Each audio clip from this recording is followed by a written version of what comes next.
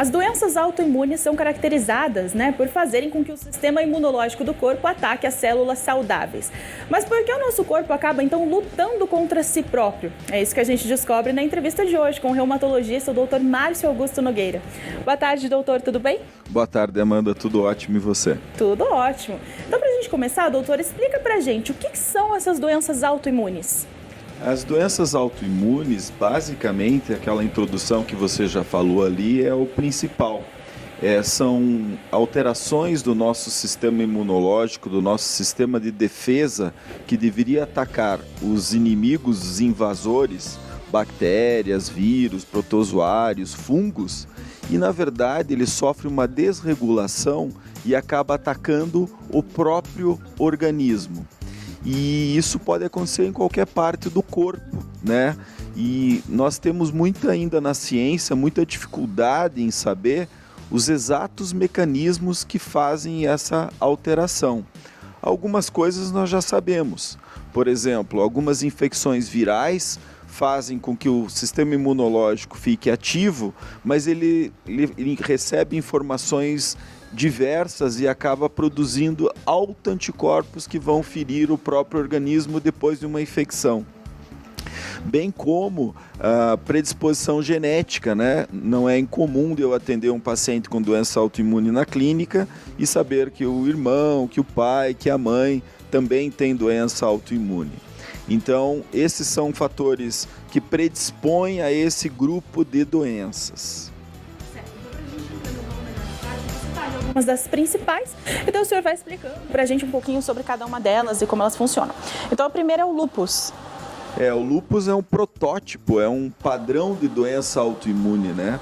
A gente diz que o sistema imunológico, como se fosse um exército, ele fica sem comando, ele fica sem o general. Então ele dá tiro para tudo que é lado e esses tiros afetam o próprio organismo, é como se fosse um fogo amigo. E o lúpus é uma doença reumática que afeta, além das juntas, além da pele, órgãos internos. Pode afetar os rins com frequência, o pulmão, o coração, o sistema nervoso. E é uma doença que a gente trata com remédios que diminuem a imunidade, porque essas armas estão tão afloradas nesse exército que é o sistema imunológico, que a gente tem que desarmá-lo de uma certa quantia. Certo. Nossa próxima, então, diabetes. O diabetes também tem um tipo que também é autoimune, né? Não é o mais comum, mas pode acontecer. E onde as células do pâncreas, que vão produzir a insulina para regular o metabolismo do açúcar do sangue, ele fica prejudicado essa produção da insulina e acaba o paciente desenvolvendo diabetes com sintomas de muita sede, de muito xixi, de perda de peso, de aumento do apetite, e as pessoas ficam doentes seriamente por conta disso. Artrite. A artrite, o protótipo das artrites, são mais de 40 tipos de artrite, são doenças que inflamam as juntas.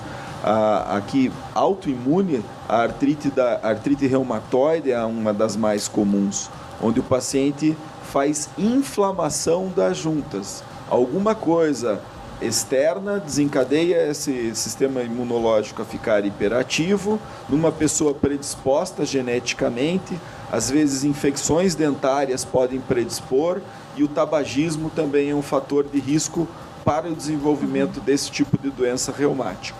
Certo. Nossa próxima, então, é a tireoide. A tireoide é uma glândula, né, que nós temos na região do pescoço, que também sofre ataques autoimunes. Nas doenças reumáticas, que eu estou mais acostumado, a correlação com tireoidite autoimune é a mais comum.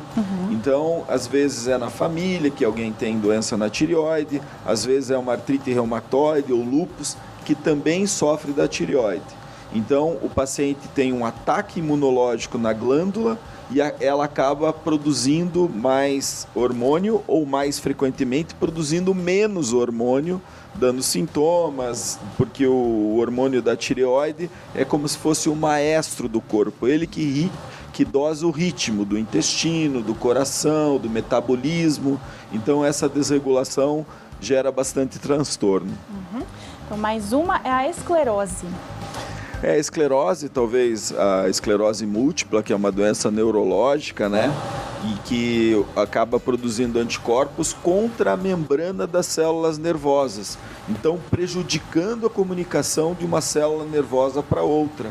Então acaba paralisando um membro, acaba tendo alterações visuais, e é uma doença que, graças a Deus, hoje em dia nós temos tratamentos imunológicos para combater esses autoanticorpos. E para finalizar, então, vitiligo. O vitiligo já é a pele, né? As células que produzem a melanina, que dão a nossa cor um pouquinho mais escurecida da pele, é que elas são atacadas pelo sistema imunológico alterado e acabam não produzindo a melanina, deixando manchas claras, manchas brancas em qualquer parte do corpo, qualquer parte da pele. E assim, doutor, todas essas doenças que nós citamos agora, uma característica muito comum é que parece que as mulheres têm mais tendência a desenvolver. Por que isso acontece? É uma grande verdade isso. As mulheres que começam a menstruar ali ao redor dos 12 anos, até a menopausa, é o período mais frequente de ter doenças autoimunes. O hormônio sexual feminino, os estrógenos, alteram essa resposta imunológica. Já é um fator que deixa o sistema imunológico um pouco mais hiperativo. Para você ter uma ideia, Amanda, no lúpus, em pessoas em idade fértil, de cada 10 casos, 9 são mulheres e uma é do sexo masculino. E o senhor falou muito também sobre a parte das causas, né? Que nem todas têm uma causa muito bem definida ainda.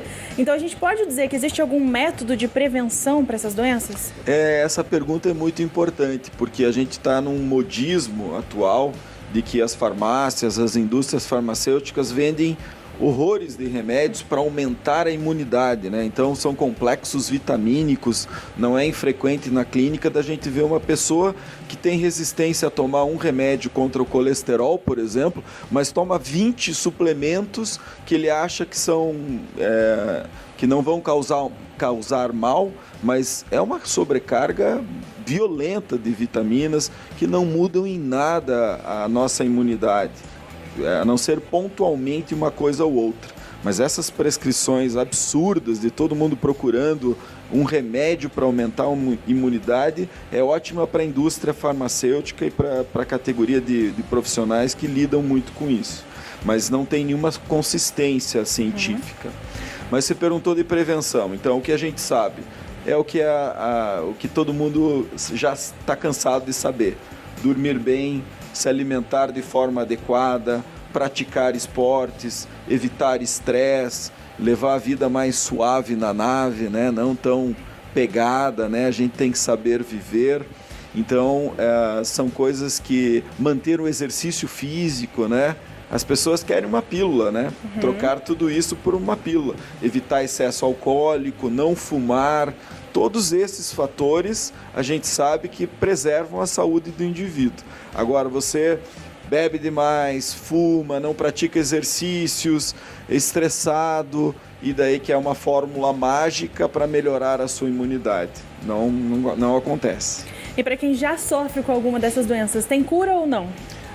Algumas doenças têm cura, né? São temporárias, porque às vezes, como a gente nem sabe o fator gatilho que vai desencadear, às vezes esse fator gatilho desaparece e o paciente acaba melhorando depois de um tempo. Tem várias doenças que são assim, mas uma grande parte a gente, graças a Deus, tem tratamentos adequados, tem armas terapêuticas para que o paciente leve a melhor qualidade de vida possível. E só para a gente finalizar, o senhor falou muito, né, essas doenças autoimunes, porque elas mexem diretamente ali com a nossa imunidade, com, né, quanto às substâncias que o nosso organismo produz, enfim. Atualmente, a gente tem muito questão de vacinas. O uso das vacinas, alguma em específico ou não necessariamente, interfere nisso também? Com certeza. Agora, a gente está muito preocupado como médico nessas campanhas anti-vacinas que estão ocorrendo nas redes e tal, e as pessoas no Zap falando muito. A gente sabe como médico que um dos grandes avanços da medicina, salvadora de milhares de vidas, foi o advento das vacinas. Então a gente está preocupado com o baixo índice de vacinação da nossa população. Desde as crianças, que nós tínhamos 5 estrelas mundial de programas de vacinação com ótimos resultados e hoje em dia, por conta de mistura de questões políticas, basicamente, na saúde, acabou virando uma campanha anti-vacina. Eu, como médico, defensor das vacinas, que são salvadoras de vida, elas são seguras, elas previnem as doenças e ocasionalmente existem reações, porque se faz numa escala muito grande. Por exemplo, a vacina da Covid, bilhões de pessoas se vacinaram, obviamente que uma ou outra pode ter algum efeito de reação, mas o benefício que gerou para a população geral, isso é uma coisa inconteste e nós temos que brigar para que as pessoas voltem a fazer as vacinas e que tenham qualidade de vida. Então, vacina sim. Exatamente. Então, só para a gente finalizar, doutora, essa parte da vacina. Por exemplo, principalmente as mulheres que são as que mais são, né, afetadas por essas doenças. Se ela sofre com algum tipo de doença, ela pode tomar essas vacinas mesmo estando grávida? Depende da doença que a paciente tenha, depende de qual vacina que você está ofertando para o período gestacional. A gente sabe que tem vacinas que são totalmente contraindicadas para quem tem baixa da imunidade, são as vacinas de vírus vivos, né? Porque a vacina de vírus vivos serve para nós que temos a imunidade adequada. Se o paciente tem a defesa reduzida, pode gerar doença. Por exemplo, vacina da febre amarela, agora a vacina da dengue que está surgindo, são vacinas de vírus vivos que não podem ser usadas. E o cabedal de listagem, o ginecologista, obstetra, tem toda a lista das vacinas que são possíveis e as não permitidas no período gestacional. Perfeito. Então, doutor, muito obrigada pela sua participação. Vitrine Revista sempre de portas abertas. Eu agradeço a oportunidade para fazer o lembrete de não ficar tomando um monte de vitamina à toa e para que tomem sim as vacinas, que durmam bem, que façam exercício, que se alimentem de forma adequada e evitem excessos. A melhor receita para você evitar doenças é uma rotina saudável.